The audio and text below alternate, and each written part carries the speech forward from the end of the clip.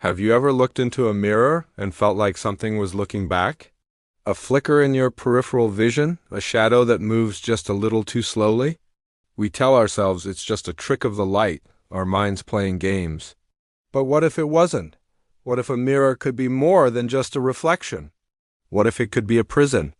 Today, we're delving into a story that blurs the line between superstition and chilling reality, the tale of the Mirror Witch. Our story takes us back to the late 17th century, to a remote, windswept village nestled on the edge of a dense, dark forest. This was a place where folklore was as real as the changing seasons. The villagers were hardy and devout, but their faith was laced with a deep-seated fear of the unknown, of the shadows that danced just beyond the reach of their lanterns. In this isolated community lived a woman named Ilara. She was an outsider, having arrived years earlier with no family and no past she was willing to share. Ilara was different. She wasn't old or haggard like the witches in their storybooks. She was unnervingly beautiful, with eyes the color of a stormy sea and hair as black as a moonless night.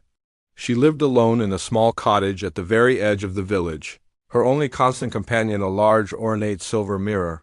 This wasn't just any mirror.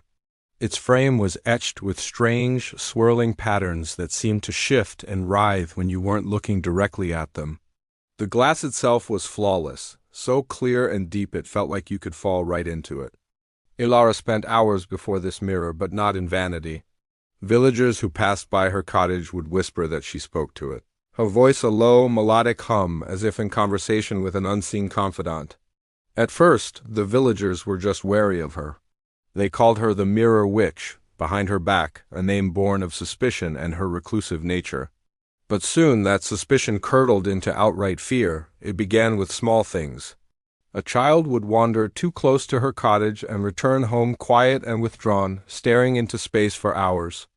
A farmer complained that after an argument with Ilara, his reflection in the water trough seemed to mock him. But then people started to disappear, not many, just one or two at first. A young man who had boasted he would court the strange woman, a traveler who had stopped for a night. They vanished without a trace, leaving behind only whispers and growing dread. The villagers started to connect the dots. They noticed that after each disappearance, Ilara's strange mirror seemed different.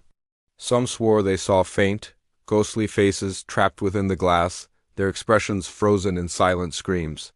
The local blacksmith, a stout and pragmatic man named Thomas, scoffed at these tales until his own daughter, Lily, fell ill. She grew weak and pale, her spirit fading day by day. One evening, in a moment of delirium, she whispered that she had peered into Ilara's cottage window and seen her own face staring back at her from the witch's mirror, even though she was standing outside. That was the final straw. Panic gripped the village. Led by Thomas and the village elder, a mob descended upon Ilara's cottage, their torches cutting through the twilight gloom. They dragged her from her home, her face a mask of calm indifference that only fueled their rage. And with her they took the mirror. It was heavy, requiring 4 strong men to carry it to the village square. They set it up facing the makeshift stand where Ilara was to be tried. The trial was a spectacle of fear and accusation. One by one, villagers stepped forward. A woman sobbed that she'd seen her departed husband's face trapped in the glass, begging for release. A young boy, shaking, recounted how he'd seen a shifting, shadowy figure behind Ilara's reflection. Through it all, Ilara remained silent, her gaze fixed not on her accusers, but on her own reflection in the silver mirror. Her silence was her confession, they decided. She was a witch, a soul-stealer who used her cursed mirror to imprison the spirits of the living. The verdict was swift and unanimous. Guilty. The sentence was to be death by fire. But before they could carry out the sentence, the elder had an idea. He declared that to free the trapped souls and break her power, the source of her evil, the mirror, must be destroyed before her very eyes. It was a moment of high drama. The crowd fell silent, a mix of terror and anticipation hanging heavy in the air. Thomas, his heart heavy with grief and rage for his fading daughter, was given the honor. He hefted his largest smithing hammer, its polished head gleaming in the torchlight. He stood before the ornate mirror, the crowd holding its collective breath. Ilara, for the first time, showed a flicker of emotion. A small, knowing smile played on her lips. She looked directly at the crowd, her stormy eyes sweeping over the faces of her accusers. Thomas raised the hammer high above his head. For a split second, he saw his own reflection, his face contorted with anger. And behind his reflection, for just an instant, he thought he saw another face, his daughter Lily's, pale and terrified. With a roar of fury, he brought the hammer down. The sound was not what anyone expected. It wasn't the simple crash of breaking glass. It was a deafening, soul-shattering shriek, a sound that seemed to rip through the very fabric of reality. The mirror didn't just shatter, it exploded. A wave of force, cold and invisible, blasted outwards from the frame. A blinding flash of silver light erupted, engulfing the square, and then chaos. Dozens of villagers in the front rows, the most vocal of her accusers, the ones who had testified against her, the ones who had stared intently into the mirror during the trial, screamed and collapsed as one. They didn't just faint. Their eyes rolled back into their heads, and they fell to the ground like puppets with their strings cut. Among them was the village elder. Panic erupted. People scrambled away, trampling one another in their desperate flight from the square. In the ensuing pandemonium, no one noticed Ilara. When the dust settled and the last of the villagers had fled, the square was a scene of eerie devastation. The ornate silver frame of the mirror stood empty, twisted and blackened. Shards of glass littered the ground, but they reflected nothing, absorbing the torchlight like pools of oil. And scattered amongst the shards were the bodies.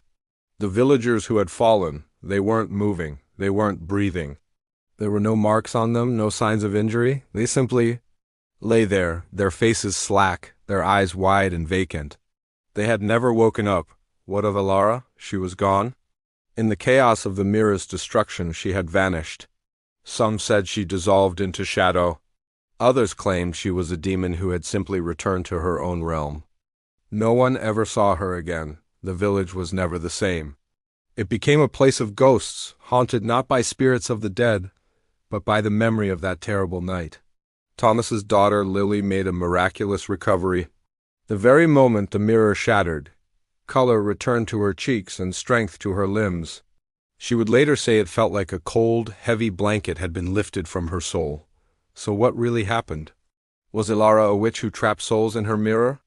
When the mirror shattered, were those souls violently ripped from their bodies, causing their instant demise? Or was it something else?